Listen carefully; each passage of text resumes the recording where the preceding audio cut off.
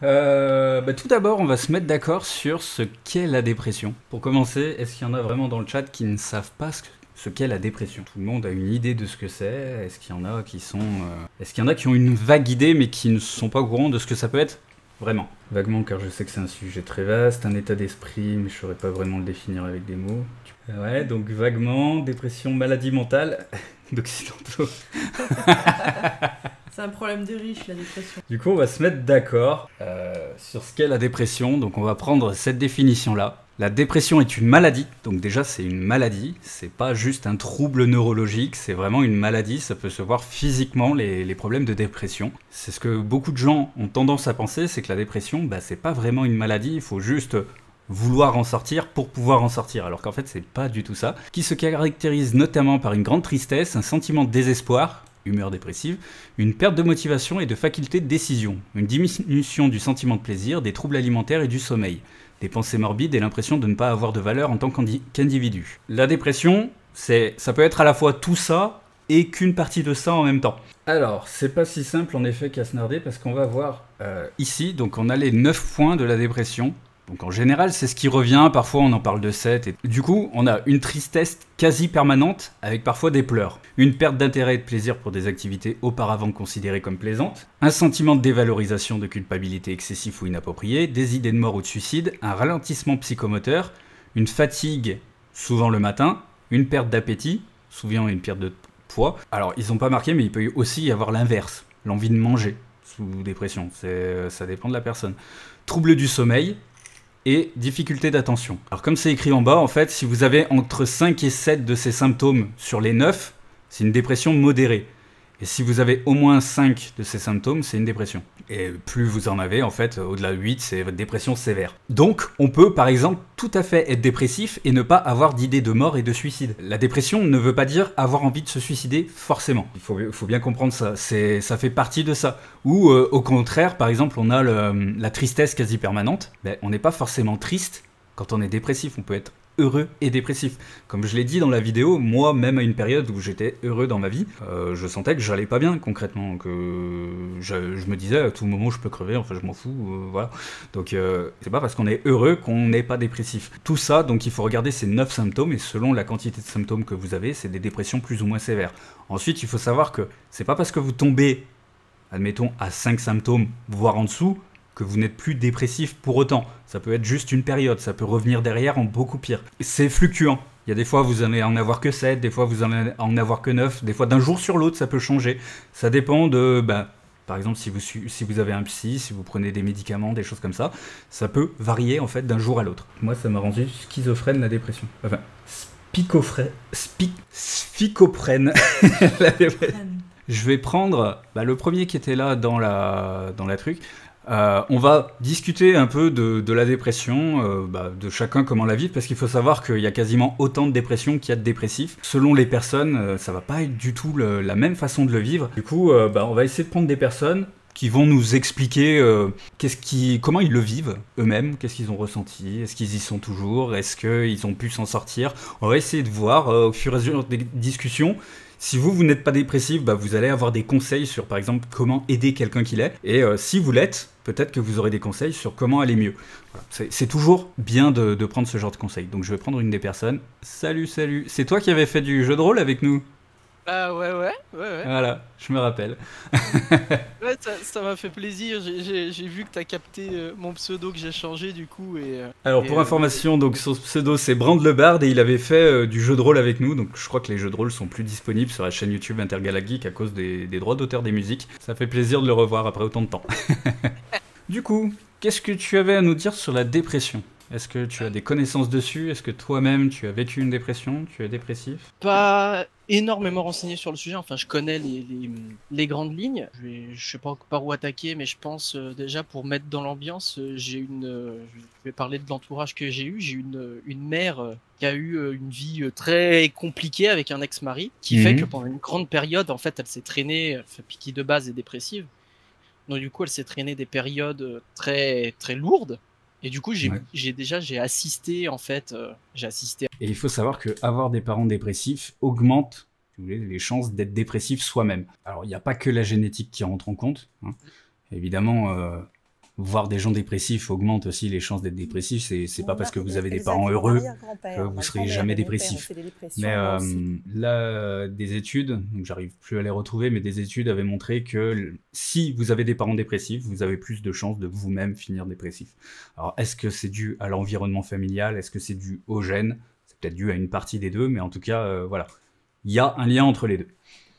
Ouais. Et donc, du coup, tu disais? Bah, c'était pour amorcer le truc parce que du coup, j'ai un peu pas grandi là-dedans, mais voilà, j'ai vu ma mère beaucoup en souffrir, être dans des états assez complexes. Et pour la mini anecdote on va dire des backstage de justement le JDR, je sais pas si tu te souviens, mais il y a beaucoup de moments où j'ai des moments où je disais attendez, juste je coupe mon micro, j'ai un appel à passer de 2 minutes. C'est que à cette époque, j'avais une relation amoureuse qui a mal fini, et c'est à partir de là que je me suis interrogé sur la dépression parce que j'étais dans un état justement où j'avais pendant très longtemps, je crois pendant au moins une durée de 3 mois, j'avais des cumuls de certains symptômes, ou alors à certains moments, par contre, c'était pas forcément les mêmes. Où, bah justement, en fait, au départ, on n'avait pas consulté, je me contentais de vivre comme ça, avec les symptômes. Je mangeais moins, alors moi, le gros truc, c'était des insomnies qui piquaient un peu au réveil et qui justement faisaient que dans les autres symptômes, on avait vu justement le réveil, on a une espèce une espèce de grosse fatigue corporelle. Enfin, ça jouait beaucoup. Et ça m'a traîné un peu, pendant 3 mois où j'étais vraiment, vraiment mal. Et justement, du coup, comme je disais, je m'étais penché dessus parce qu'au bout d'un moment, je me suis dit, mais attends, mais ma mère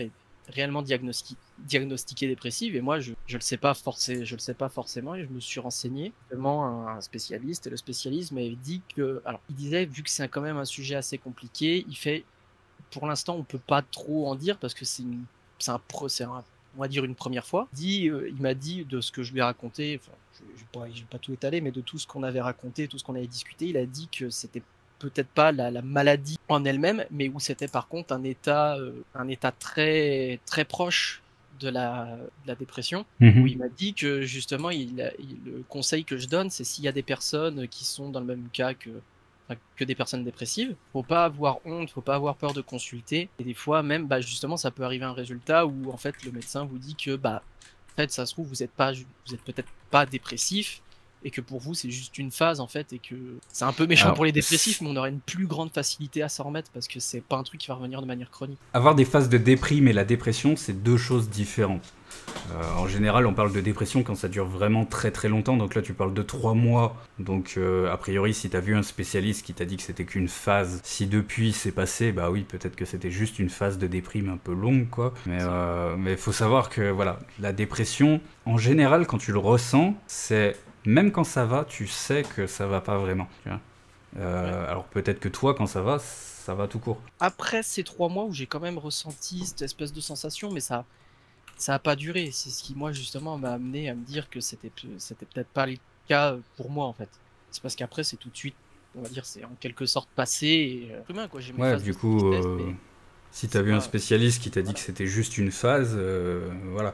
C'est ce qui fait la grosse différence entre la dépression et la déprime, c'est que la déprime, c'est juste une phase, en fait. Et quelqu'un qui a une déprime pourra être très très mal pendant un certain temps, peut-être être plus mal que quelqu'un qui est en dépression. La différence, c'est que la personne dans la dépression, au moindre truc, ça peut revenir. C'est vraiment quelque chose qui peut revenir à tout moment, qu'on le veuille ou pas, ou même au moindre petit truc, des fois ça peut revenir. Alors que la déprime, en général, une fois que c'est terminé, c'est terminé. Il faut qu'il réarrive quelque chose derrière qui soit quand même assez violent, ou un gros choc pour que ça revienne, quoi.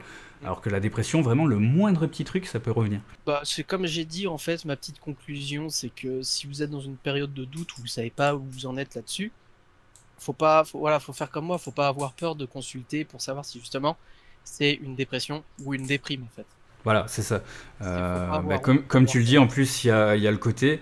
la dépression, c'est la honte. Souvent, on a honte de dire qu'on est dépressif. Et en général, quand on en parle avec des gens, on se rend compte qu'il y en a beaucoup plus qu'on le pense qui le sont. Suffit de dire, ouais, non, je suis sous antidépresseur, pour que dans une pièce où il y a 10 personnes, il y en a au moins 5 qui te disent, ah, moi aussi. Donc, ou qui en ont déjà pris, quoi, du moins. C'est vraiment quelque chose d'assez courant, concrètement, la dépression. Et pourtant, personne n'en parle. Et après, voilà, il y en a beaucoup qui ont pu en sortir au bout d'1 ou 2 années.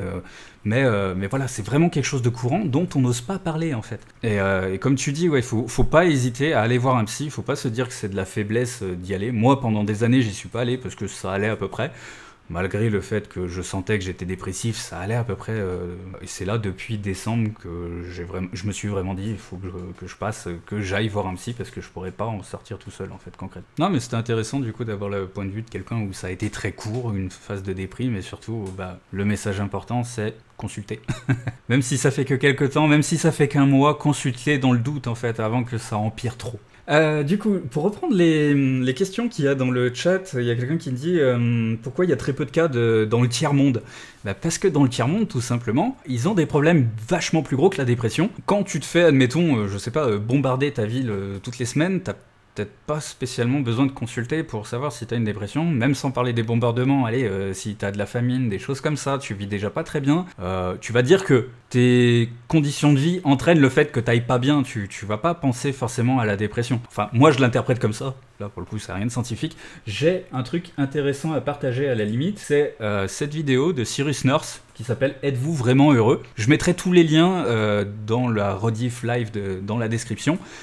Donc dans cette vidéo-là, en fait, êtes-vous vraiment heureux? Il part dans des pays où justement il y a eu de la guerre, il y a eu des personnes qui sont mortes dans leur famille, etc. Il va discuter avec des personnes. Et en fait, ce qu'il se rend compte, c'est que les gens, même quand ils ont vécu des choses horribles, si on leur demande de noter de 1 à 10 leur niveau de bonheur, ils sont toujours au moins à 5 ou 6.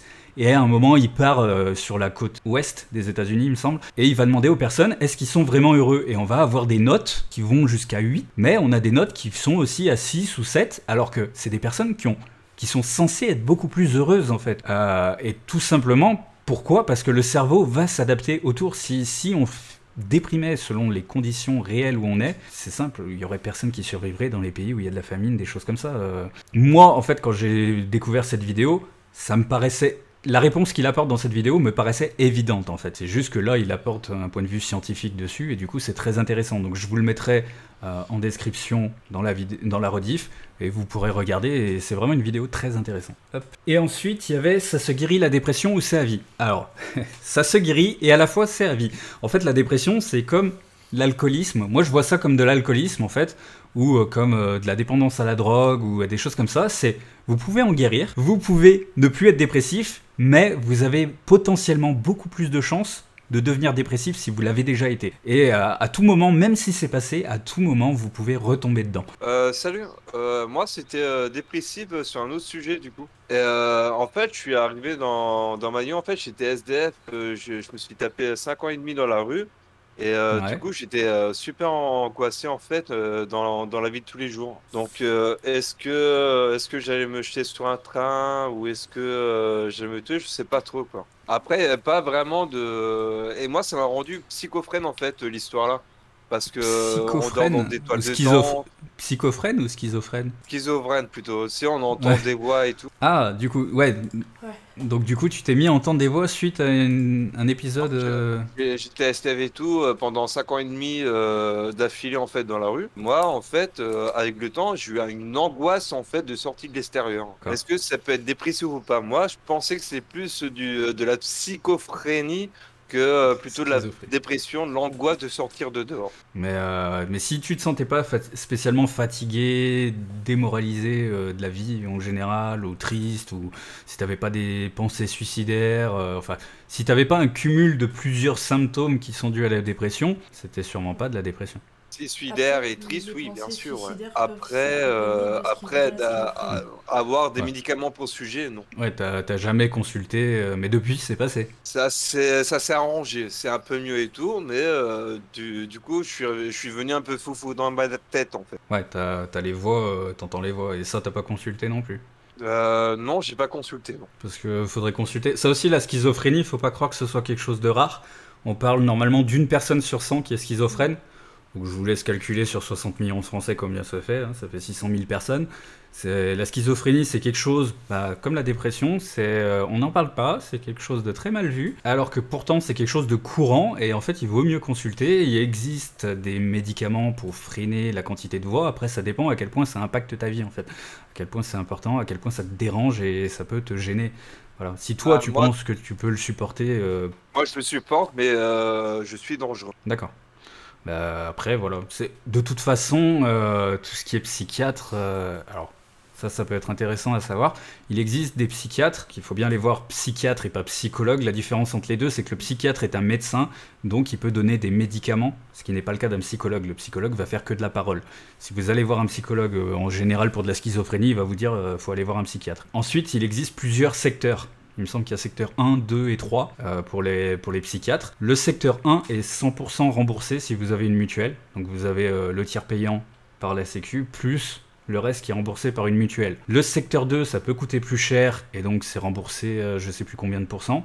Il me semble que c'est 60... En général, ça va tourner entre les 80 et 90 euros la séance, et ça va être remboursé à hauteur de 60 euros, avec la mutuelle, encore une fois. Et après, le secteur 3, je sais pas, par contre, ça doit être beaucoup plus cher. Secteur 3, c'est prix libre. Ouais, ils peuvent mettre vraiment des prix, voilà. Mais il faut savoir que le secteur 1, donc pour ceux qui n'ont pas beaucoup d'argent et qui pensent être dépressifs, le secteur 1, il me semble que c'est 47 euros la séance, et c'est 100% pris en charge par la Sécu et la mutuelle. Donc n'hésitez pas, moi c'est pendant longtemps en fait ce qui m'empêchait d'aller voir, c'est que je pensais qu'il fallait payer, il fallait raquer sa mère pour arriver à avoir un psy, et en fait non, pas du tout, vous pouvez être 100% remboursé si vous allez voir un psy.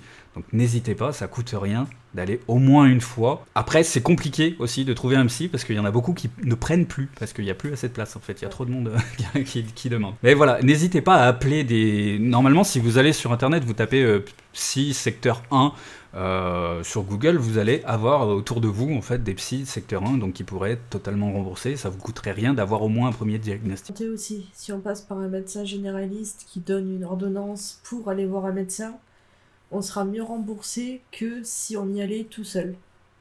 Voilà. Faut passer par un médecin généraliste pour être mieux remboursé, c'est le parcours de santé. Pour revenir aussi à ce que je disais sur le prix des psys, même si vous prenez aussi un psy plus cher, vous pouvez, si vraiment votre cas, on va dire, est sévère, que ce soit de dépression ou quoi que ce soit d'autre, vous pouvez faire une ALD, il me semble. Ouais, c'est une ALD. Voilà, une ALD. Alors, voilà, en fait, c'est, vous pouvez demander à votre psy s'il pense que ça va durer vraiment des années, le fait que ce soit totalement pris en charge par la Sécu sur plusieurs années.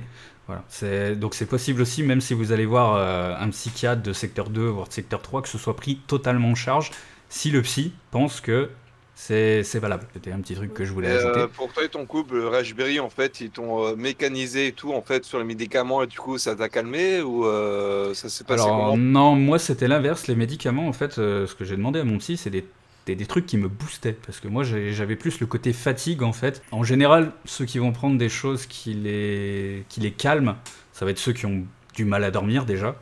Ça, j'en ai des médicaments pour aider à dormir quand vraiment j'y arrive pas. Mais moi, c'est plus le côté je suis tout le temps fatigué. En fait, du coup, ils m'ont donné des choses qui me boostent. Mais voilà, selon le cas, en fait, ça va pas être les mêmes médicaments. Des médicaments pour la dépression, c'est pas il y en existe un. Il y en existe des tas, et selon la dépression, selon la personne, selon comment son corps en fait réceptionne le médicament, on va adapter, parce qu'il faut savoir qu'il y a des médicaments pour la dépression, si vous en donnez à une personne, elle va aller beaucoup mieux. Vous donnez le même à une autre personne, elle va avoir envie de se jeter sous un pont en fait. Il faut adapter en fait le traitement au patient. Alors, qu'est-ce que j'ai à te dire? On en avait parlé un petit peu hier, je t'avais teasé.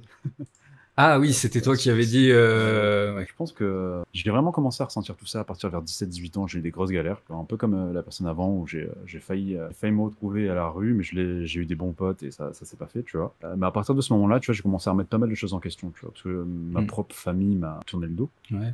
Et m'a même mis des bâtons dans les roues, tu vois. C'était vraiment la période du bac. Et à partir de ce moment-là, j'ai vécu pas mal de grosses galères. J'ai eu beaucoup de chance. Enfin, j'ai eu des personnes qui m'ont entouré, qui m'ont beaucoup aidé. Mais en fait, je me rends compte que chaque année, tu vois, donc ça c'était quand j'avais 18 ans, aujourd'hui j'en ai 30, chaque année, à la même période, c'est entre février et avril, c'est de pire en pire en fait. Ouais, et alors ces dernières années surtout, et ça n'a pas aidé en fait, parce que il s'est passé des trucs professionnellement qui m'ont vraiment écrasé. Et en pile poil à cette période-là, ce qui m'a amené dans des états pas possibles, j'ai été suivi, j'étais sous antidépresseur, ça a duré 2 mois, je dormais pas la nuit, donc j'étais obligé de prendre des cachets, en fait j'étais sous antidépresseur la journée, pour aller bien. Et sur le coup, c'était assez étonnant parce que ça fonctionnait vraiment bien, tu vois. Et au point qu'à un moment donné, je me suis dit, finalement, je suis heureux, j'ai pas besoin de ça, tu vois. Et t'as arrêté tout seul? Je les ai arrêtés et ça a pas été. Et en fait, j'ai passé une journée, j'ai testé, tu vois, je me suis dit, ça va, je vais bien. Je suis pas sûr que ce soit les cachets. Et quand j'ai enlevé, j'ai passé la pire journée de ma vie parce qu'en fait. Alors, ouais, c'est pas conseillé. Arrêter le traitement déjà d'un coup, c'est pas une bonne idée. Et ensuite, sans avoir l'accord du psy, c'est vraiment pas une bonne idée. De toute façon, un psy, même s'il considère que admettons, le traitement, là c'est bon, ça a fonctionné, vous êtes plus dépressif, il n'y a pas de souci. Le traitement va s'arrêter petit à petit. Admettons, vous êtes à 30 mg d'un médicament, vous allez passer à 20, puis à 10, jusqu'à arrêter complètement. Après, je lui ai raconté, et effectivement, il m'a dit, sans prêt, on peut commencer à diminuer la dose. Alors, en gros, il me disait de casser le cachet en plusieurs parties. Il m'a pas donné des plaquettes différentes. C'était le même médicament, sauf que bon, moi, du coup, je diminue les doses. En fait, bizarrement, tu vois, pourtant, en fait, au tout début, tu vois, je pense que c'était j'avais l'impression quand j'étais plus ado, tu vois, vers mes 20 ans, etc., quand j'étais en études, que c'était ma situation, tu vois, j'étais vraiment en grosse galère, etc. Je pensais que c'était ma situation, ma condition qui faisait que... Enfin, tu vois, je me disais, de toute façon, ça ira mieux plus tard, tu vois, donc j'avais pas conscience en fait, que c'était en moi, en fait. Et aujourd'hui, tu vois, j'ai une excellente situation, j'ai une femme incroyable, je suis cadre dans une grosse boîte à Paris, j'ai un très bon salaire, j'ai un gros appart, j'ai vraiment pas à me plaindre, et en fait, je me rends compte que malgré tout ça, tu vois, et ben, ça change rien, en fait. En gros, je me retrouve toujours à un moment donné à me dire, mais... en fait, ça n'a aucun sens, tu vois. Ça n'a aucun sens. Alors, j'irai pas me suicider, tu vois, parce que même si j'y pense, tu vois, je me pose la question, tu vois, je me dis quand même, en fait, à quoi ça rime tout ça? En fait, je vois même plus l'intérêt, en fait, même maintenant, tu vois, c'est-à-dire de façon moins forte. Je suis pas en période de spleen, mais je me pose la question, tu vois, je me dis. Ouais, tu vois pas l'intérêt de la vie. Bah, parce que de toute façon, la vie, elle va se terminer à un moment donné, en fait, j'arrive pas à trouver la carotte qui me donne envie, tu vois. C'est le souci de la dépression, comme je disais dans les symptômes, il y a la perte d'intérêt et de plaisir pour des activités auparavant considérées comme plaisantes, et atteignant un certain niveau, j'ai l'impression que c'est une perte d'intérêt et de plaisir pour la vie tout court. Et même dans les moments où vous vous éclatez, moi ça m'arrive des fois où je m'éclate et en fait je me dis ouais, sans plus quoi. Et du coup ouais, c'est pour ça que c'est une maladie la dépression, c'est que même quand c'est passé, ça peut toujours être là. Ah non, mais c'est bien le souci. En fait, même quand on arrive à surpasser ces phases-là, et qu'on se dit ça y est, j'ai gagné, la moindre mauvaise nouvelle, en fait, elle peut creuser le fond. Mais des fois, même quand tout va bien, alors moi ça m'est arrivé, je sais pas toi, mais des fois tout va bien dans ta vie, et ça va tellement bien que tu te dis, il n'y a plus d'intérêt de vivre en fait. Moi ça m'est déjà arrivé quelques fois, alors c'est assez rare, hein, mais où ça allait tellement bien dans ma vie que je me disais, bah là elle pourrait s'arrêter, en fait j'en ai rien à foutre. Ouais, moi j'ai une petite fille, donc c'est parce que je me dis. Ouais, voilà, c'est ça. Après ça dépend combien de ta personne dans ton entourage, des choses comme ça, tu vois. Exactement. Bon, en vrai, tu vois, mon entourage aussi, que plus le temps passe, avant j'étais quelqu'un d'extrêmement sociable, et aujourd'hui je suis tellement moins. Enfin, en fait j'ai tendance à même vis-à-vis de ma femme, hein, je m'enferme en fait. Je m'enferme et je ne fais plus rien d'autre en fait. Mais c'est volontaire ou... J'ai plus envie en fait, tu vois. C'est un moment où quand elle est là, et tu vois, je veux dire, j'ai rien contre elle, tu vois. Je sais pas, il y a plus l'envie, tu vois. Ouais. Mais elle le sait. Oui, clairement, elle le sait, et elle me supporte, tu vois. Franchement, il y a des moments, je lui dis, et elle me demande, tu vois, quand est-ce que ça finit, parce que des fois c'est long, tu vois. Des fois, il y a des moments où je m'enferme, je me mets sur mon ordi. Et en fait, l'ordi, finalement, c'est le... Tiens, pour en venir à un des thèmes que je voulais aborder, c'est comment aider quelqu'un qui est dans la dépression. Toi, par exemple, il y a quoi qui t'aide pour en sortir de ces phases-là? Bah, ça m'aide sans m'aider, tu vois. Mais c'est mon ordi, quoi. Je vais m'enfermer devant l'ordi. En fait, c'est de l'isolement, donc en fait, c'est même pas c'est une fuite. Hein. J'essaye de me concentrer sur quelque chose. En fait, l'ordi, peu importe ce que tu fais dessus, hein, t'apprennes à coder, que t'as parce que t'aimes bien ça, que tu joues, que tu développes un truc. Peu importe ce que tu fais, c'est un exutoire, tu vois, et c'est un truc dans lequel tu es tellement concentré, qui t'absorbe tellement que tu oublies tout le reste, en fait. Tu oublies même le fait que... tu l'oublies, la dépression, tu vois. Ouais. Et pendant ma grosse période de dépression, tu vois, c'est le fait que ça te fait oublier le reste. Ouais, c'est proche de l'addiction. Ouais, comme un peu l'alcool, comme des choses comme ça, tu vois. Il y en a qui boivent pour se sortir les mauvaises idées de la tête. Peut-être que c'est le PC. Après, je sais pas, hein, je dis ça comme ça, mais... En fait, la différence avec tu consommes, c'est que c'est dans les deux sens. C'est-à-dire que tu commences dans un but premier, et à un moment donné, tout comme les cachets, hein, ça devient un besoin. C'est ton corps qui le réclame, tu vois. Ouais. C'est ça. Et toi, quand il n'y a pas dedans, ton corps, il le réclame pas? Non, je peux. En vrai, après ces périodes-là, je peux passer 1 semaine, 2 semaines sans. Ça me dérange pas. Ouais, c'est vraiment quand t'es dans cette période-là que ça va pas du tout. Ouais, j'ai ce besoin de m'isoler, j'ai besoin d'oublier. Et je pense que si je trouvais autre chose, tu vois, parce qu'en fait, le PC, c'est un truc ultra simple. Ouais. Tu vois, c'est chez toi. En dehors de ces phases-là, t'es toujours sociable, t'es toujours. Parce que c'est vrai, je me rends pas compte parce que moi personnellement, c'est quelque chose tout le temps là, tu vois. Du coup, c'est intéressant de voir quelqu'un qui a ces cas-là par phase, en fait. Il y a quelque chose à ce moment-là en particulier qui active ces phases ou En vrai, ouais, enfin, généralement, c'est des événements tristes, déjà de base. Et, hein, là, vraiment, le moment le plus intense, c'était quand j'ai fait un. En fait, au boulot, ça s'est très très mal passé. Et, j'étais dans une boîte de merde. Et le directeur, en gros, il était complètement dépassé. Et en gros, tout me retombait sur les épaules, tu vois, alors que j'avais rien demandé en soi. Et donc, du coup, j'ai commencé à partir dans un gros burn-out qui a déclenché derrière la dépression. Et C'était et c'est là où 16-17 ans, du coup, c'est ça? Ah non, non, ça c'était il y a 3-4 ans, ça. Ça, c'est vraiment Ah, le c'est pire. pire. Bah, non, 17 ans, c'est vraiment le moment où je me suis fait. C'était la période du bac où je me suis retrouvé quasi à la rue, quoi. Ouais, tout ça a commencé à la période du bac. J'ai Ça l'impression commence qu'il y a à cette beaucoup de période-là. gens où ça commence à l'adolescence. Ouais.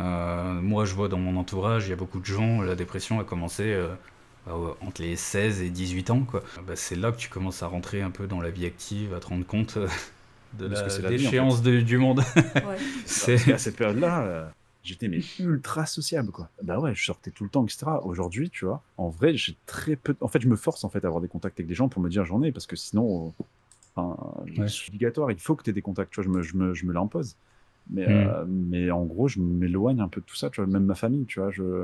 En fait, Et du coup, j'ai ça te presque fait même, pas du bien quand tu vois des gens. ben, sur le moment, si, ça fait du bien, ouais. Mais toute la période où ils sont pas là, je vais pas être en demande, tu vois. Alors qu'à cette période-là, franchement, j'étais mais tout le temps avec mes amis. Je te dis, j'étais plus souvent dehors que dedans. Et aujourd'hui, c'est complètement l'inverse, en fait. Et quand tu es en phase de dépression, tu fais quoi pour essayer d'en sortir justement? Moi, je sais que quand j'ai des grosses phases dépressives, je sais qu'en général, sortir et discuter avec des gens, j'en ai pas envie du tout. Mais je sais que c'est quelque chose dont j'ai besoin. En général, j'ai remarqué, d'un point de vue personnel, ce que j'ai remarqué, c'est que la dépression, on a besoin de quelque chose, on sait pas forcément ce que c'est ce besoin, et ce besoin n'est pas assouvi. Moi, Ouais, j'ai l'impression que c'est ça en j'ai- général. j'ai pas de solution, hormis du temps. Il y a quand même un truc que j'essaye constamment, quand je vais mal, en fait, quand je vois que ça commence à repartir. C'est le moment où je suis pas très assidu là-dedans, mais j'essaye de le faire, c'est la méditation. Je trouve que Ouais. je sais que ça peut aider, tu vois, mais je suis pas la personne la plus assidue là-dessus. Donc, Mhm. j'avais essayé Bah. à un moment donné l'ASMR. Après, ça doit dépendre des gens. Moi, la méditation. Ouais, ça dépend des gens. Moi, je sais que ce qui m'aide au moins à penser à autre chose, ça va être de voir et de discuter avec des gens. En général, c'est surtout ça. Après, il y a des gens qui, au contraire, fréquentent beaucoup de monde, qui ont besoin de s'isoler. Toi, je sais pas, par rapport à ton boulot, des choses comme ça, peut-être que tu as besoin de t'isoler à certaines périodes, je Ouais, saurais non, pas dire. enfin, Et moi, du je coup, suis toi, plus t'as dans l'isolement, consulté quand même ouais, tu nous as dit, t'as eu Ouais, un ouais, traitement, ouais, et là, j'ai- ton traitement, j'ai- tu l'as plus. Non, mais je l'ai pas gardé longtemps. Et un psy, il en Après- dit quoi du fait que ça revienne régulièrement Bah, en gros, la psy que j'avais vue, elle disait que j'ai pas été trop d'accord avec elle. La psy que j'avais vue, elle m'avait dit qu'en gros, ça avait des liens avec des choses qui étaient beaucoup plus enfuies dans ma jeunesse, où effectivement, j'avais pas non plus une enfance. C'était de la psychanalyse. Ouais, ça, elle a essayé un peu Ouais, non. d'essayer de trouver d'où ça venait en fait. Mais ça, Alors pour ceux qui, parce que peut-être qu'il y en a bon, qui regarderont la rediff ou quoi, la psychanalyse c'est pas prouvé scientifiquement et la France on est un dernier pays qui pratiquons autant la psychanalyse. Donc, la psychanalyse c'est Freud, tout ça, en gros tous les problèmes à l'âge adulte viennent de l'enfance, toutes ces conneries. Voilà, la psychanalyse c'est pas du tout prouvé scientifiquement. Si votre psy, que vous allez voir, commence à vous dire non mais c'est parce que vous avez un truc avec votre mère quand vous étiez enfant et tout, fuyez. Fuyez. Voilà.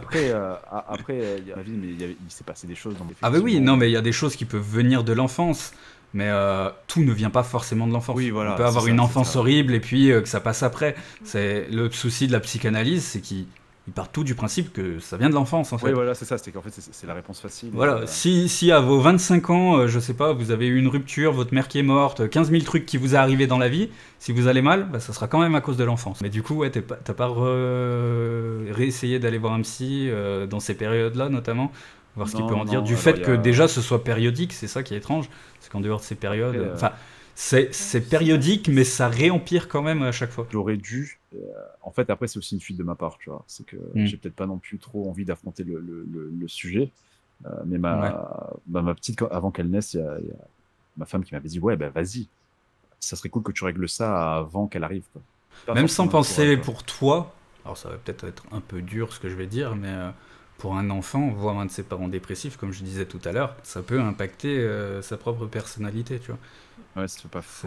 Donc même sans parler de voir pour toi, c'est de voir pour ton enfant. Après moi je sais que j'ai pas d'enfant, mais une des raisons pour lesquelles j'en voudrais pas, c'est que je sais à quel point ça peut impacter, sa propre vie peut impacter celle de son enfant. Et voilà. Non, mais ouais, non, t'as raison, faudrait que...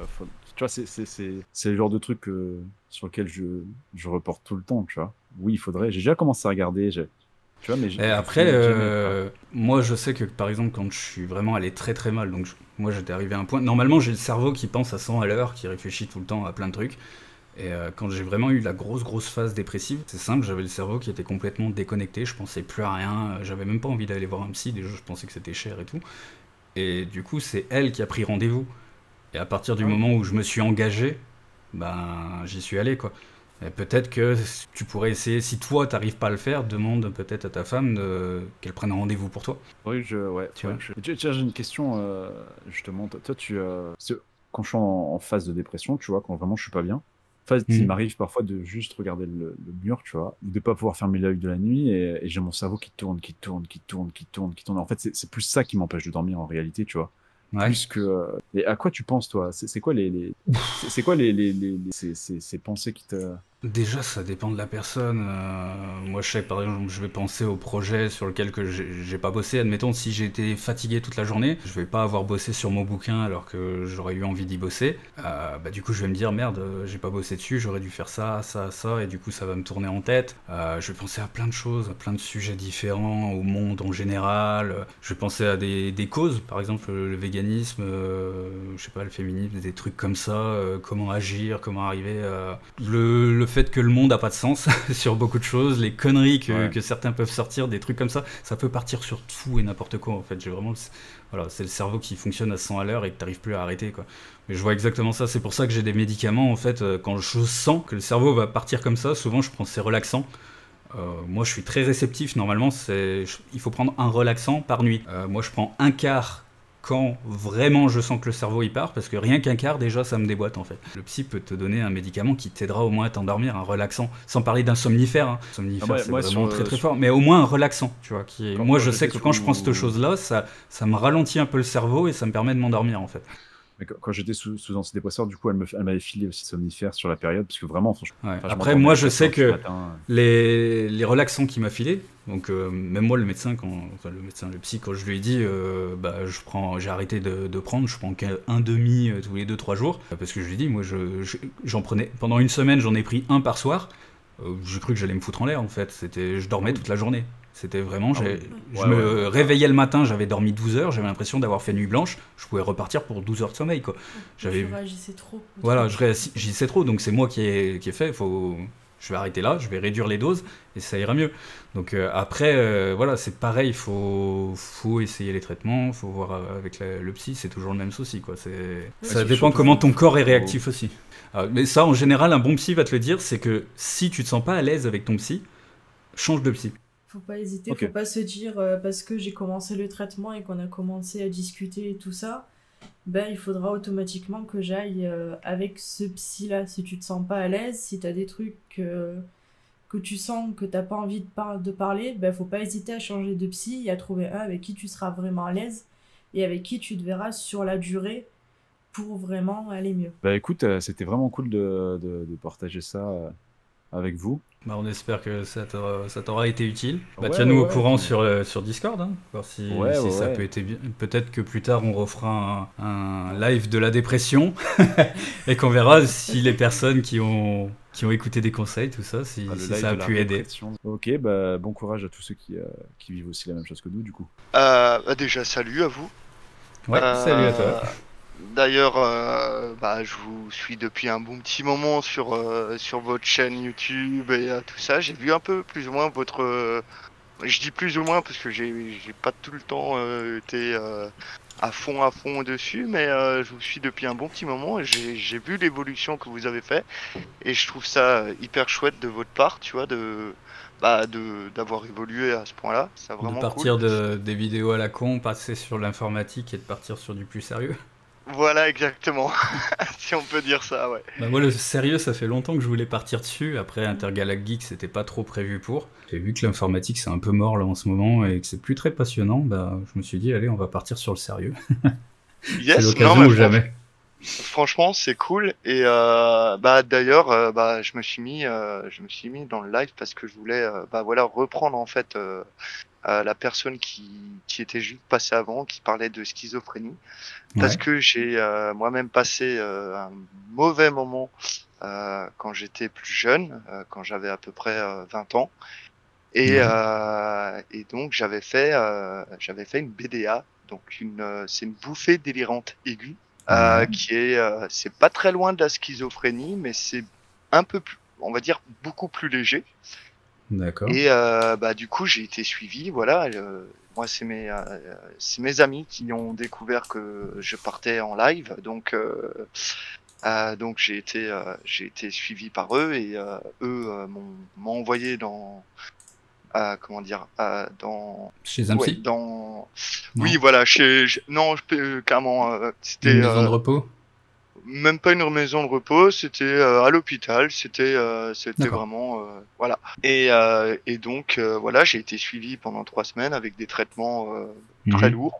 très lourds que, voilà, ça remet tout de suite l'esprit à sa place et ça donne beaucoup d'efforts au corps pour s'en remettre parce que c'est quelque chose qu'on se doute pas, mais oui, c'est le cerveau et le corps, c'est quelque chose qui travaille ensemble, et quand l'un ne va pas, l'autre non plus, et inversement. Et voilà, du coup je voulais revenir en fait sur bah, la personne qui parlait de la schizophrénie, et des choses comme quoi il faut pas sur les traitements, qu'il faut pas arrêter les traitements et toutes ces choses-là, parce que j'ai eu du coup après ces 3 semaines d'hospitalisation, j'ai eu un suivi de 1 an avec des médicaments Ouais. que j'ai suivi et que par la suite j'ai arrêté de moi-même, Mhm. et ça m'a fait assez vite rechuter.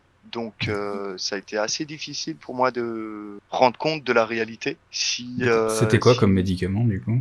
Alors c'était des médicaments pour l'anxiété, Ouais. des médicaments aussi pour mieux dormir la nuit.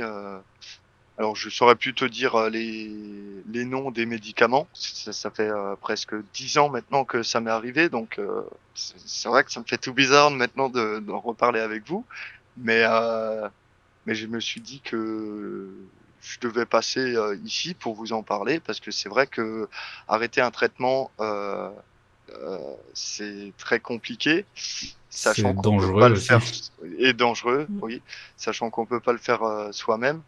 Et, euh, et c'était surtout pour le dire à toutes les personnes bah, qui vous suivent et qui sont en train de regarder le live que lorsqu'il vous arrive ce genre de choses, ne croyez pas que vous pouvez vous-même trouver le remède à cette situation. Il n'y a aucun remède, parce que il y a des personnes qui sont qualifiées pour ça, et ces personnes-là savent très bien de quoi ils parlent, et qu'il faut vraiment aller dans leur sens et pas croire que on peut Après, faire il faut quand même, nous-mêmes. comme je disais, Ouais. se méfier, par exemple, pour la psychanalyse, des choses comme ça. Faut pas hésiter si vous avez des doutes, en fait, si vous doutez, plutôt que de croire sur parole ou au contraire tout rejeter en bloc. Faut pas hésiter à demander plusieurs avis. Voilà. C'est normal même de demander plusieurs avis si vous avez des doutes. Et d'ailleurs, même si vous n'avez pas de doute, vous pouvez aussi demander plusieurs avis. Hein. Confirmer. C'est juste pour confirmer, pour savoir si c'est bien ça. Ça peut apporter un certain confort d'être sûr que, enfin, d'être un peu plus sûr que ce soit ça. Ouais, tout à fait d'accord. Et Et du coup, du toi, coup, c'était dû à quoi ta BDA? Parce que je connaissais pas du tout. Ouais. alors, je pense que c'était dû à l'ingération de drogue ainsi que d'alcool. Donc le mélange des deux a dû faire une bonne bombe explosive. C'était quoi comme drogue, si jamais tu veux le dire? Je vais pas le cacher, hein, c'était du cannabis ou du Ouais, shit. Hein, voilà, ouais. pourtant c'était pas Classique, ouais. au-delà de ça. Hein, il n'y avait pas de Mhm. cocaïne ou d'autres choses. Hein. Moi j'ai Voilà. eu la C'est chance. c'est ce qu'il faut pas croire, c'est qu'il y a beaucoup de gens qui ont plus de... Moi, ce que j'ai remarqué, parce que moi, personnellement, j'ai pas de problème à parler de tout ça avec les gens en général, parce que je me dis qu'au pire des cas, mon expérience peut aider la personne, voir si la personne ne connaît rien là-dedans, ça peut apporter des connaissances et éviter que ça lui arrive ou des choses comme ça. Et ce que j'ai remarqué, c'est que très souvent quand on parle de ça, c'est pas mal vu. Au contraire, on se rend compte que la plupart des gens, ils ont vécu des choses similaires ou qu'ils sont très intéressés parce que quelqu'un de leur entourage vit des choses similaires en fait. Et c'est pour ça, avoir un tabou là-dessus et ne pas en parler, je trouve ça dommage. Mais Parce ça que... dépend des troubles aussi. Oui, ça dépend des troubles T'as aussi, des troubles, évidemment, mais psychiques beaucoup plus sérieux, où il y a énormément de préjugés. voilà. Donc, Mais on va après, peut-être voilà, arriver, faut on pas va en peut-être parler arriver non comme plus. ça, et c'est tout. Ça dépend du trouble et surtout ne pas en parler non plus à n'importe qui. Il faut avoir un minimum de confiance en la personne. Moi, je sais que personnellement, je m'en fous. Je peux en parler à qui je veux. Si la personne elle s'énerve ou elle le prend mal, ça va pas me déranger. Ça me pose pas de problème. Mais voilà, après, ça dépend de la personne dans quel état elle est psychologiquement, des choses comme ça. Voilà, en général, quand on en parle avec les gens, la plupart des gens sont bienveillants. Oui, c'est exactement ça. Surtout comme tu disais, les personnes qui nous entourent en général et qui sont proches de nous, sont vraiment bienveillants. Après, oui, il faut pas non plus le raconter par-dessus tous les toits pour que après on te regarde comme si tu étais sorti d'un asile de fous. Voilà, Donc, faut un minimum on va dire, d'affinité avec la personne, quoi. C'est sûr oui, qu'on va c'est pas ça. prendre n'importe quel pélo dans la rue et lui dire ah bah tiens j'entends des voix. C'est ça. Voilà. Mais en général les gens restent bienveillants. Du coup, est-ce qu'il y a d'autres gens qui veulent participer? Un des sujets que je voulais traiter, c'était comment aider les personnes qui sont dépressives autour de vous. Ouais, c'est moi. Attends 2 secondes, je te passe Marina vu elle veut intervenir, donc je te la passe. Allô?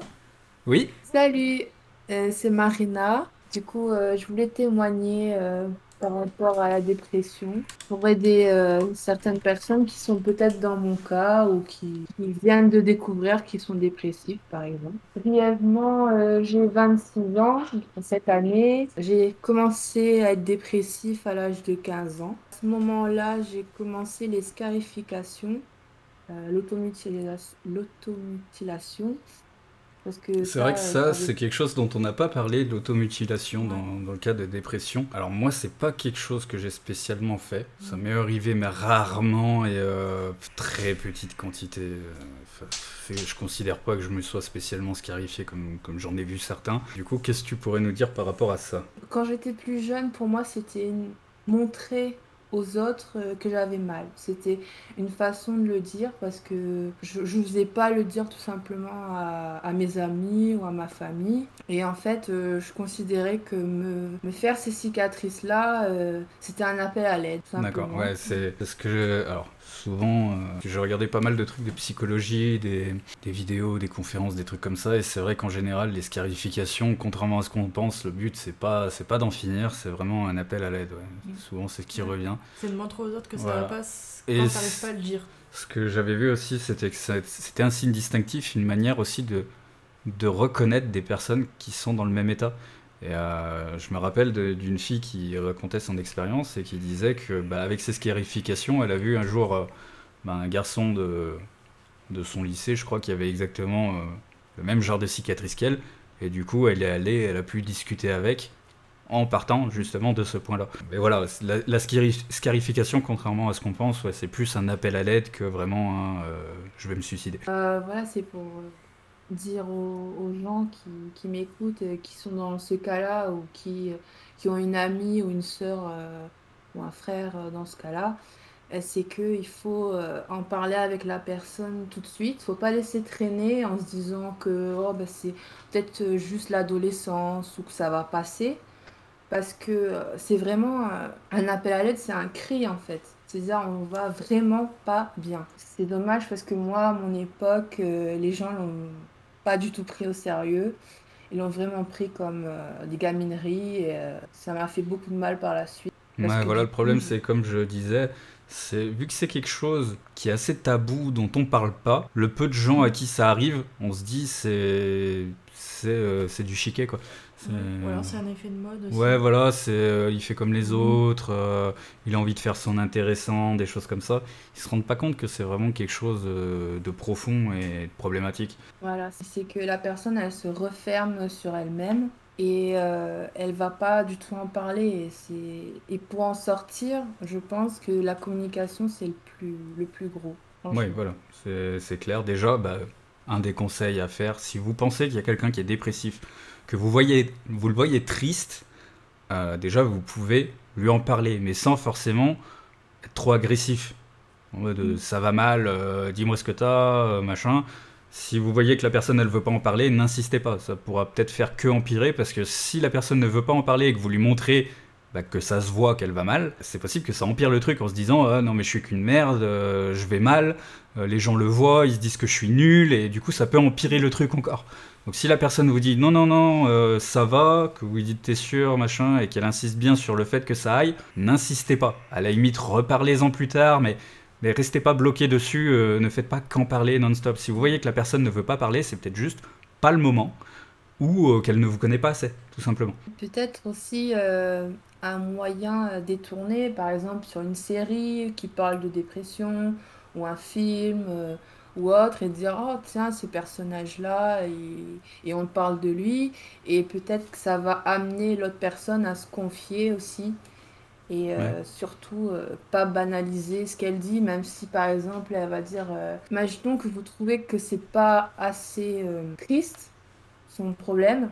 Faut pas non plus lui dire banaliser son problème, par exemple. C'est ça que Ouais, je veux voilà. dire. Il faut pas, pour moi, il faut pas mettre de valeur à la souffrance. Une personne qui C'est souffre, ça, elle voilà. souffre.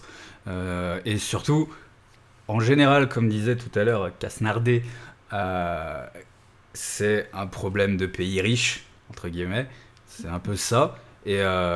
Et souvent, quand on est dans la dépression, qu'on va mal et qu'en plus, on n'a pas de raison d'aller mal, que tout va bien dans notre vie, comme la personne qu'on a eue tout à l'heure, on n'a pas de raison d'aller mal et on va mal, ça nous fait aller encore plus mal. Parce qu'on se dit, en fait, il faudrait que j'aille bien.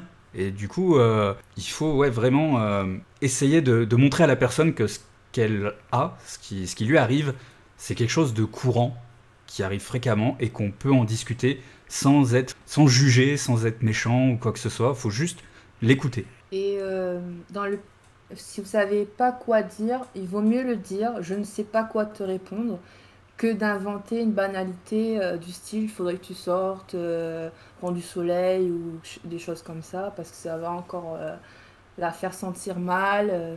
C'est ça, parce qu'en fait, selon la personne, ça peut être totalement différent. Dire à quelqu'un de dépressif, il faut que tu sortes, il faut que tu vois du monde. Peut-être que cette personne-là est dépressive parce que dans son boulot, elle voit beaucoup de gens et elle sort beaucoup trop. Et ce qu'elle aimerait, elle, en fait, c'est juste pouvoir se retrouver elle-même seule de temps en temps. Et elle va déprimer justement parce qu'elle voit trop de monde. Donc lui dire sors, vois plus de monde, c'est peut-être totalement l'inverse de ce qu'il faut lui dire en fait. C'est pour ça que avant de donner des conseils, avant de vouloir aider la personne, faut surtout l'écouter, comprendre ce dont elle a besoin. Si la personne elle vous dit non mais je vais pas bien parce que les gens m'énervent, machin, ce que vous pouvez lui dire c'est essaye de prendre 2-3 jours chez toi, mets-toi en arrêt ou quelque chose comme ça. Déjà conseiller d'aller voir un psy en dédiabolisant le psy justement, en disant que c'est quelque chose de normal. Parce que c'est vrai qu'il y a beaucoup de gens, moi le premier il y a encore quelques temps de ça, qui se disaient aller voir le psy c'est une faiblesse, c'est qu'on a été trop faible. Et justement dédiaboliser ça, dire aller voir le psy c'est normal en fait, ce qui t'arrive ça peut empirer, il faut que tu le fasses. Juste pour aller mieux, quoi, pour au moins essayer d'aller mieux. C'est des choses que vous pouvez dire et surtout, voilà, écoutez la personne, écoutez ce dont elle a besoin. Et sortez pas des banalités ou alors c'est dans ta tête. Ça, c'est le genre de Ah oui, choses. Quand on veut, on peut. Voilà, quand on veut, on peut. celui-là. Suffit que tu veux y aller bien, t'iras mieux. Ce genre de phrase, c'est ce qu'il y a de pire. Ou alors, arrête de déprimer. Ouais, sois pas triste. Regarde, dans ta vie, tout va bien, machin. Juste pour finir, pour laisser la parole aux autres, au niveau de l'automutilation, on a un sentiment de honte aussi quand on le fait. Et je voulais juste dire que moi, je l'ai fait, je l'ai commencé à 15 ans et jusqu'à l'année dernière, je le faisais encore. Il faut en parler avec des professionnels, ses amis, son amoureux, son amoureuse. Mais du coup, toi, de Parce que ton se point de faire vue, mal, cet appel à l'aide, il a mené à quelque Oui. chose ou pas du tout? Ou t'as toujours eu l'impression que cet appel à l'aide, il ne servait à rien? Alors, quand j'étais jeune, quand j'avais 15 ans, il a servi à rien. D'accord. Tout le monde l'a vu, c'était, comme je l'ai dit, c'est comme des gamineries. Du coup, Ouais. j'ai arrêté. J'ai repris un peu plus tard parce que c'était vraiment un antidouleur en fait. C'est devenu un antidouleur parce que j'arrivais plus à encaisser au niveau du mental. Je le faisais sortir avec de la colère et tout sur mes bras. Ouais, Et c'est ça. après, En fait la souffrance mentale et donc physique, parce que en général, quand on souffre mentalement, on souffre physiquement. C'est pas la plupart des gens, je pense qu'ils vous le diront, quand on a une grosse phase dépressive où ça ne va vraiment pas, on se sent mal physiquement, c'est pas que dans la tête. Et du coup, on en arrive à une telle douleur physique à cause du mental On essaie de refaire que sortir voilà, ça. en se faisant mal physiquement, ça fait passer cette espèce de douleur qu'on n'arrive pas à contrôler en fait. c'est ça, c'est exactement ça. Et comme je disais, on ressent de la honte surtout, mais il faut pas, parce que c'est quelque chose qui est presque hors de notre contrôle, on va dire. Mais Ouais, il c'est ça, faut c'est... apprendre à le contrôler, parce que ça peut aller beaucoup plus loin que ce qu'on voudrait. Et puis surtout, faut en discuter avec les gens qui nous entourent, qui sont bienveillants. Faut pas aller en parler avec des connards qui nous entouraient, des choses comme ça. Faut en parler avec les gens bienveillants Et des et professionnels. des professionnels. Voilà, c'est la base de la base de toute façon. Il faut aller voir un professionnel. Je vais vous souhaiter une bonne soirée à vous, Ouais. et merci de m'avoir écouté. Le problème, c'est de savoir reconnaître ces gens bienveillants. Bah, le souci, c'est que Compliqué. vous pouvez pas savoir déjà. Et moi, je pars du principe, en fait, quand je veux discuter de quelque chose de sérieux avec quelqu'un, je vais commencer par me dévoiler un peu, parler un peu de moi, de choses importantes, et je vais voir tout de suite si la personne, en elle-même, elle se dévoile aussi un peu. Si la personne se dévoile, ça veut dire qu'il y a quelque chose... elle a envie de vous écouter, elle a envie d'apporter des conseils, ses connaissances, tout ça, et vous allez très vite remarquer si la personne est bienveillante. Par contre, si vous commencez à lui parler de vos problèmes et que elle fait soit que parler d'elle, soit au contraire minimiser ce que vous vivez, des choses comme ça, c'est pas la peine d'aller plus loin. C'est un jeu de questions-réponses et d'écoute. Moi, en général, j'arrive vite à remarquer les personnes qui sont bienveillantes, qui sont dans l'écoute, et les personnes qui ne le sont pas du tout. Après, tu peux être bienveillant sans pour autant te dévoiler aux autres. Oui, mais ça se ressent quand même un minimum. Si la personne se dévoile à toi et que tu es bienveillante, en général, tu vas quand même essayer de te dévoiler un peu plus. Ou au moins montrer que tu l'écoutes Oui, et voilà. que tu peux apporter des conseils Sans bienveillants. pour Et autant du coup, te voilà, dévoiler. essayez, moi, ce que je vous conseillerais dans le cas de la dépression, ou même du moment que ça va pas, c'est d'avoir des espèces de débuts de discussion que vous pouvez avoir avec n'importe qui. Et vous vous en foutez que ça sorte à n'importe qui, que la personne aille le répéter à qui vous voulez, parce que c'est quelque chose que vous pouvez dire à tout le monde. Et au moins, vous voyez avec ces sujets-là, ces débuts de sujets, si la personne, bah, elle va aller le raconter à tout le monde en se foutant de votre gueule, ou si elle va le garder pour elle, et à ce moment-là, vous pourrez aller un peu plus dans la discussion. Il faut y aller doucement et voir en fonction des personnes, et surtout, voilà, trouver les sujets qui, pour vous, de toute façon, c'est pas qu'ils n'ont pas d'importance, c'est que vous pouvez en parler avec tout le monde. Et ensuite, vous pouvez aller de plus en plus loin avec la personne selon comment elle vous écoute et comment elle réagit. Je voulais faire un sujet marrant pour terminer, c'est les films à regarder pour avoir envie de se suicider. Ouais, du coup, Ou c'est à pas ne- spécialement marrant. Ou à ne pas regarder Ouais. pour... À ne pas regarder si tu as envie de mourir. Voilà, c'est ça.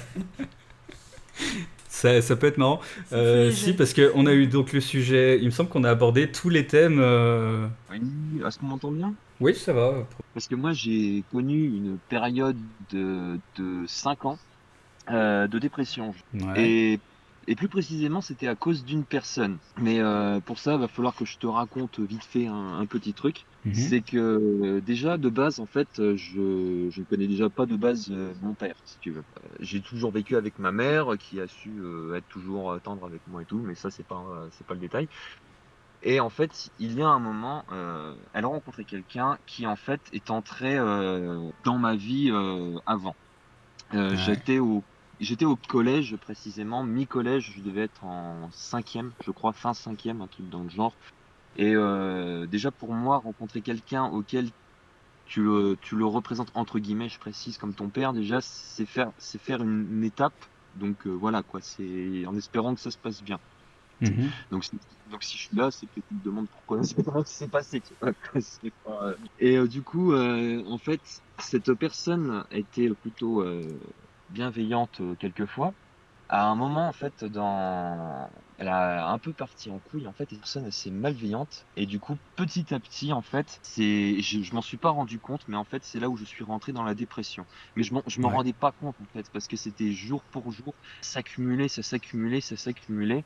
Ah Et c'est bah en seulement à général, la oui, la dépression, c'est pas du jour au lendemain. De toute Ah façon, non, c'est non, c'est sur la sûr. durée, quoi. C'est sûr. Mais la fois où, en fait, quand j'ai su que j'étais, en fait, en dépression, c'est quand je l'ai terminé, en fait.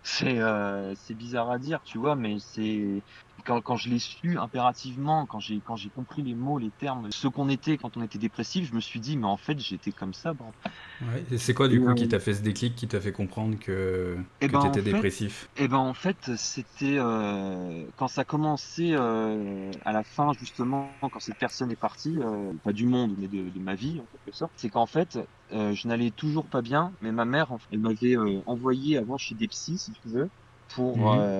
parce qu'elle trouvait que j'étais dépressif et elle pensait que c'était l'adolescence et tout. Puis après, elle s'est rendue compte à la fin que c'était un peu lui et tout. Donc du coup, voilà, c'était fait jarter. Mais j'étais toujours dépressif et tout. Mais pour moi, je l'étais pas, tu vois. J'étais juste quelqu'un qui était fatigué, qui en avait marre et tout, qui faisait son adolescence. Et Ouais. elle a trouvé une solution. En fait, elle a dit, on va pas aller voir un psy pour trouver le problème de la dépression. On va plutôt essayer de te remettre en confiance. Et je suis allé voir autre chose qu'un psy. Et du Mhm. coup, c'est à ce moment-là, en fait, quand j'ai su avoir une confiance et à comprendre que je le pouvais plus, c'est là où je me suis dit, bordel, mais c'est cool, c'est chaleureux, c'est cool, je fais ce que je veux, je peux sortir, je peux faire, c'est cool, Raoul, c'est la belle vie et tout. Et Ouais. en fait, les semaines, les mois passent et tout, et du coup, j'adorais vivre, j'avais plus de pensées suicidaires, ni quoi que ce soit. Ouais. Et c'est à ce moment-là que le jour auquel ma mère m'avait dit, bah dis donc, tu vas beaucoup mieux. Et les proches disent, tu vas beaucoup mieux par rapport à avant, les amis aussi et tout. Les proches, enfin tout le monde dit que ça va beaucoup mieux. Et Mhm. quand quelqu'un m'a dit, t'étais limite en phase de dépression.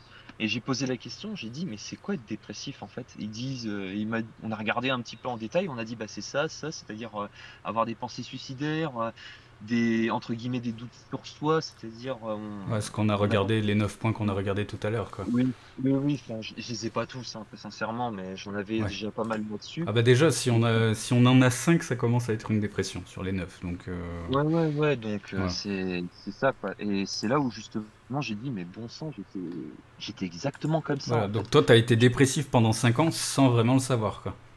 Exactement, exactement. Et c'est seulement à la fin, parce que ça, c'est là où je trouve que c'est particulier d'en parler de la dépression, parce que je pense qu'il y en a certains, ils se rendent pas compte en fait qu'ils le sont. C'est assez délicat. Ah bah oui, non, mais ça, il y a Oui. beaucoup de gens ouais, qui s'en rendent pas compte, ou qui vont se dire non, c'est pas ça, qui connaissent, Exactement. mais voilà. C'est comme ça. Mais ouais, le truc, c'est que donc toi, t'as pas eu de traitement, t'es pas allé voir de psy, t'as rien eu. Oui, alors j'ai pas Hmm. eu de traitement parce qu'en fait dans mon adolescence j'ai eu un petit peu des médicaments de d'autres maladies pas très graves, mais bon j'ai dit à ma mère sincèrement que les médicaments ça me fatiguait, ça me blasait, et elle a dit Mhm. qu'on allait voir bah on va essayer les psys dans ces cas-là. Et je tiens à soulever un point que tu avais dit tout à l'heure, c'est que les psys, il y a des moments il faut pas hésiter à les fuir. Et je Ouais. m'explique pourquoi, parce que à un moment, si tu veux, quand je vais raconter un peu l'autre passage de cette personne qui est rentrée dans ma vie, à un moment, il a eu une phase de cancer. Alors, c'est un autre détail, mais c'est important pour la suite, c'est parce que quand on a une phase de cancer, on a des troubles de comportement à cause de machin, et du coup, on peut Ouais. devenir plus nerveux, et ça peut affecter les autres, tel que moi, auquel j'ai été beaucoup affecté par son comportement. Et du Mhm. coup, quand je suis allé voir la psy, j'ai carrément dit à la psy et tout, mais j'ai peur de cette personne en ce moment, j'ai l'impression que je ne peux pas lui parler et tout. Et la psy, je m'en suis pas aperçu. Enfin, en fait, elle m'a fait culpabiliser sur moi.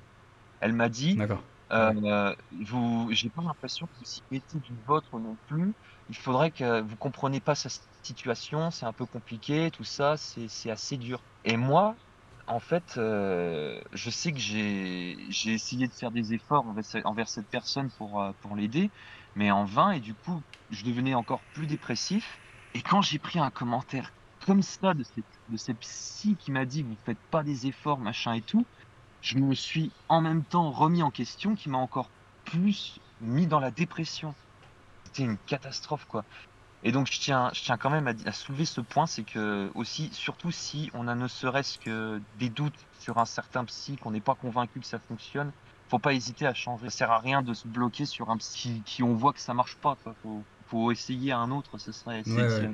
Pour moi, c'est la meilleure des solutions à faire. Et faut pas faut pas en avoir honte. Je veux dire, le psy, il a d'autres patients, c'est pas en se disant je suis là en moins, il va perdre et tout. Parce que quand je suis dépressif aussi, je pensais plus aux autres qu'à moi, en train de me dire mais si je pars, il va m'en vouloir et tout, machin et tout. J'étais comme ça, limite. J'étais en train faut penser à soi. Le psy, lui, concrètement, il fait son boulot, quoi. Ah oui, c'est exactement ça. Mais quand je me suis fait un commentaire pareil par elle, ça m'a encore plus. C'était une horreur. Et c'est là où justement il y a une personne qui m'a sauvé autre que ma mère, bien sûr, hein, dans ma vie. C'est une personne qui est devenue mon meilleur ami, qui en fait, lui au moins, il me comprenait pas 100%, parce qu'à des moments, j'avoue, le fait de parler de dépression tout le temps, c'est pas la bonne solution. Mais lui, il a su me relever, m'écouter et à me faire valoriser, si tu veux. Et c'est là où je veux en venir, c'est que il faut pas hésiter à en parler, mais surtout, si on n'est pas sûr de en parler aux personnes, tout ça, au moins, il faudrait essayer avec une personne auquel on a totalement confiance. Ouais, voilà. Et puis, ouais, justement, par rapport à ce que tu disais, une des choses qui est bien avec une personne dépressive, si vous en connaissez dans votre entourage, c'est de valoriser cette personne. Alors, pas lui dire ah non, mais t'as pas de raison d'être dépressif, regarde comme t'es bien sur ce point-là et tout. Ramenez pas à la dépression. Dites-lui ah ben là, t'as vu, c'était cool, j'ai passé un bon moment avec toi, des choses comme ça. C'est des petites choses Voilà, en fait que les gens ont fait, même si ça va aucune valeur, même si pour une personne normale, genre une personne dépressive, elle se lève du lit toujours à 10h, elle a envie de rien faire. Si la personne se lève un peu plus tôt, faut lui dire c'est bien, tu t'es levé plus tôt et tout ça. Faut vraiment valoriser sur les petites choses du quotidien pour leur montrer que ok, ils ont des soucis, mais qu'il y a quand même des petites choses qui peuvent mener à aller mieux. La moindre petite chose, en fait, peut être un pas énorme pour cette personne. Genre une personne dépressive que vous avez l'habitude... admettons, vous avez quelqu'un de dépressif dans votre entourage qui ne sort pas. Pratiquement pas. Et un jour, vous arrivez à la faire sortir avec vous, je sais pas, dans une soirée, pour un truc et tout. À ce moment-là, n'hésitez pas à lui dire « Ah, ça nous a fait plaisir de te voir, on était content que tu sois là », sans ramener à la dépression. Si derrière vous dites « Ça fait content, on est content que tu sois là, parce que d'habitude, t'es toujours en train de déprimer dans ton coin », c'est ce qu'il y a de pire à dire en fait. Mais juste ne pas ramener à la dépression et vanter les qualités de la personne, juste comme ça, être bienveillant, être gentil. C'est la moindre des choses en fait si vous avez quelqu'un de dépressif dans votre entourage. Et surtout comprendre que c'est pas volontaire, c'est pas de sa faute. Si la personne choisissait, en fait, elle ne serait pas dépressive. C'est totalement ça. Et c'est là où justement il m'a beaucoup soutenu, c'est que le tout, c'est que indirectement, c'est pas qu'il me complimentait, mais c'est que, comme par exemple, je l'ai rencontré en fait quand on faisait un boulot mais de saison, c'est-à-dire on cueillait des mirabelles et tout. Et comme j'étais un petit peu encore dans la phase, je commençais à en sortir, mais j'étais encore un petit peu dans ma phase. Et c'est lui qui m'a, on va dire, guéri entre guillemets. C'est qu'en fait, quand je cueillais, j'étais pas très rapide et tout. Et lui, il était là en train de dire, bah écoute, c'est que des mirabelles, c'est bon, c'est rien et tout.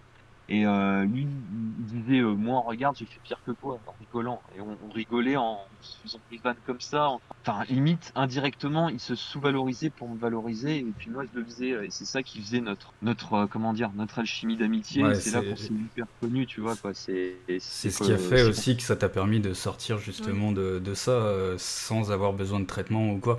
En fait, ce que t'avais besoin, c'était de quelqu'un qui était à l'écoute, qui était bienveillant avec toi et surtout de plus avoir cette personne toxique dans ta vie, quoi.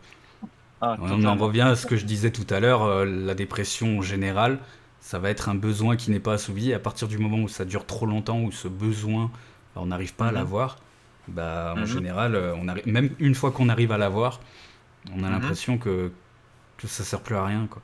Ouais, c'est sûr. Et vraiment, c'est vraiment, comme tu dis, une fois que j'ai eu ce besoin, enfin, cette personne à l'écoute et qui comprend. Enfin, on se comprend, c'est-à-dire que des fois, quand j'ai tort, il me corrige et puis correctement. Il est pas là en train de gère, c'est n'importe quoi. Enfin, Ouais.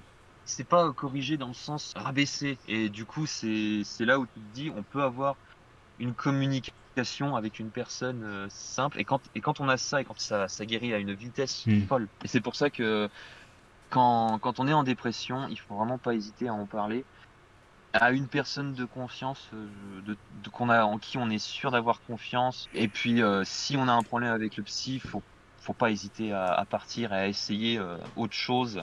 C'est pas en essayant un traitement. Alors attention, il y a des fois, je dis bien qu'il y a des fois, il y a les médicaments et les psys, ce sont des personnes compétentes. Je dis pas comme quoi les traitements sont pas une bonne idée, tout ça machin. Mais il faut y réfléchir quand, ne serait-ce que le psy, si on a un doute et surtout qu'il nous répond comme quoi c'est limite des fautes de votre faute, c'est pas une bonne idée de rester avec nous. Tu as quelque chose à ajouter du coup Non, enfin pas précisément. Non. C'était surtout. En tout cas, ouais, c'était intéressant de voir que toi, bah, t'as pu t'en sortir justement sans avoir besoin de médicaments ou quoi que ce soit. Donc, du coup, c'est tout à fait possible de s'en sortir sans ça. Et puis voilà, je pense que quand on est en dépression, il faut comprendre ce dont on a besoin. Il faut faire une grosse introspection. Et je pense que la personne qui était tout à l'heure, qui disait qu'elle avait beaucoup médité, ça peut aider. Comprendre qu'est-ce qui va pas bien dans notre vie, essayer d'y réfléchir. Alors toi, du coup, t'as réussi à comprendre, mais après coup. Et il y a certaines qui n'y arrivent pas et qui finissent dépressives toute leur vie. C'est exactement ça. Et c'est là où justement, où ma mère a été maligne, c'est que je pense que des fois, quand on est dépressif, on a plus tendance à chercher le problème et on cherche tellement le problème qu'on s'en enfonce encore plus. Et donc c'est là où justement ça a été malin de sa part, c'est que plutôt de chercher le problème, cherchons un moyen de se remettre en compte comme ça, quoi. Ouais. Une simple sortie, le fait d'aller voir d'aller au cinéma avec rien que ne serait-ce que je sais pas un cousin, une cousine et tout ça machin, ça peut-être. Oui, justement, je voulais venir aussi sur le point que tu disais comment pouvoir aider les gens, justement, parce que vu comme j'étais rentré là-dedans, en fait, je suis craintif sur les gens qui risquent de devenir. C'est-à-dire C'est-à-dire, tu sais, comment leur en faire sortir de la... Enfin, les aider à... ceux qui sont dépressifs, tu sais pas comment les aider. Si, justement, j'ai une petite façon, parce que justement, j'ai peur qu'ils soient trop dans la dépression. Ouais, d'accord. Et moi, ce que je fais, justement, c'est que, comme tu as dit, je ne force pas. Faut surtout pas forcer. Quand une personne va pas bien et qui ne veut pas parler, je ne force pas impérativement. Je pose juste sur la table en lui disant: et tu veux parler à quelqu'un, c'est là. Mais t'es pas obligé, tu fais ce que tu veux. Et sinon, si la personne... Et puis le fait de dire que toi-même tu as vécu une phase de dépression, tout ça, en général, ça aide les gens à parler. Oui, ça leur donne l'envie de te parler parce qu'ils pensent qu'ils peuvent te comprendre. Ouais. Et que tu peux les comprendre aussi. Et une fois que justement cette personne, si elle vient vers moi, alors j'essaie de m'informer comment que ça va dans la vie, et peut-être des petits problèmes d'entourage, ou alors peut-être que c'est le boulot, ou tout ça, machin. Et genre comme par exemple, récemment, j'ai une amie, en fait, elle commençait un peu à ne pas être très bien, et parce qu'en fait, j'avoue, elle n'a pas été maligne sur le coup, mais dans ses études, en fait, elle avait pratiquement rien révisé. Et comme là, les examens étaient passés, elle avait passé les 2 derniers mois à travailler comme une folle de 24 heures sur 24, si tu veux, elle dormait pas, tout ça, machin. Et ça la rendait, elle est tombée en dépression totalement, en fait, totalement. Ouais. Et moi, ce que je faisais justement, c'est que je laissais des petits messages en train de dire, allez, bon courage de tout ça, machin. Si tu veux, ce soir, on peut se faire une petite partie dans un petit jeu vidéo gratuit qui est sur Internet. Je lui dis, écoute, si tu veux, on peut rester une simple petite heure pour que tu puisses penser à autre chose. Est-ce que ça se passe bien en ce moment? Enfin voilà, j'essaie de lui prendre des nouvelles de temps en temps. Et puis quand elle n'a pas le temps de répondre, je suis pas là en train de forcer. Oui, réponds-moi et tout. Non, surtout pas. Quoi. Je suis pas là en train de faire ça. Je vois qu'il y a Tenchi qui dit le problème, certaines personnes, si tu forces pas à mort, ils parlent jamais. Alors, en fait, je pense que ça dépend déjà si la personne est dans ton entourage, proche ou pas. Si tu forces sur quelqu'un que tu connais pas spécialement très bien, c'est perdu d'avance. Si la personne est vraiment très proche de ton entourage, que c'est quelqu'un que tu vois tous les jours, des choses comme ça, et que tu vois vraiment que ça va pas et que quoi qu'il arrive, elle parle pas, oui, tu peux peut-être forcer ou au moins la forcer à aller voir un spécialiste, quoi, si c'est pas déjà le cas. Mais je pense qu'avec quelqu'un qui est pas dans ton entourage, forcer, ça n'aidera jamais. Et le seul moyen, c'est de la mettre en confiance. Et il y a toujours moyen, en discutant, d'arriver à mettre ça sur le tapis de manière, on va dire, bienveillante et que ça passe. Exactement. Et si la personne ne veut vraiment pas en parler, il y a un moment, on fait pas de miracle. Moi, je Ouais. pars du principe que si je vois que la personne va pas bien, que je lui ai donné tout ce qu'il faut pour qu'elle puisse discuter, pour que machin, et qu'elle le fait pas, c'est que soit elle a pas envie, soit elle me fait pas assez confiance, et auquel cas bah, ça viendra avec le temps, soit c'est juste que bah, peut-être qu'elle veut pas s'en sortir ou des choses comme ça. Hein. Il y a un moment, on peut pas non plus se sacrifier complètement pour l'autre. Si elle ne veut pas parler, si elle ne veut rien faire pour s'en sortir, bah faut faire avec. Mais des fois, du coup, ça sert à rien de forcer parce qu'il y a une fois, dans une soirée, il y avait une personne elle est pas du tout bien.